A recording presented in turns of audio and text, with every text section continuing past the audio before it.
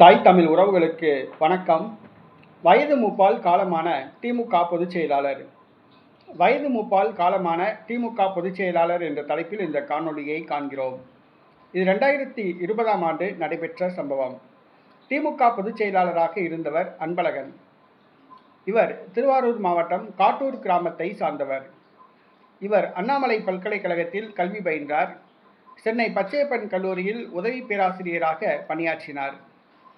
1967ஆம் ஆண்டு ஆசிரியர் தொகுதியிலிருந்து தமிழக சட்டப்பேரவை மேலவைக்கு தேர்வு செய்யப்பட்டார். இவர் 1967 முதல் 71ஆம் ஆண்டு வரை பாராளுமன்ற உறுப்பினராக பதவி வகித்துள்ளார். இவர் 1971ஆம் ஆண்டு கருணாநிதி அமைச்சரவையில் சுகாதாரத்துறை அமைச்சராக இருந்தார். தொடர்ந்து கருணாநிதி அமைச்சரவையில் அமைச்சராக இருந்தார். 9 முறை தமிழக சட்டசபைக்கு தேர்வு செய்யப்பட்டவர்.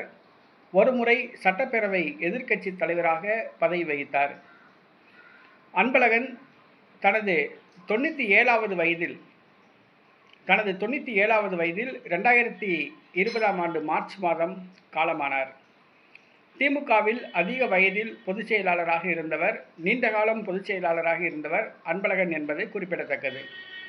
97ஆம் ஆண்டு வரைக்கும் அவர் தான் மரணம் அடையும் வரை திமுகவின் பொதுச் செயலாளராக இருந்தவர். 97 வயதிலும் அவர் கம்பீரமாக இருந்தார். கட்சி பணிகளை ஆர்வத்துடன் செய்து வந்தார். மிகப்பெரிய ஒரு பேச்சாளர், அண்ணா பெரியார் வழியில் நடந்தவர்.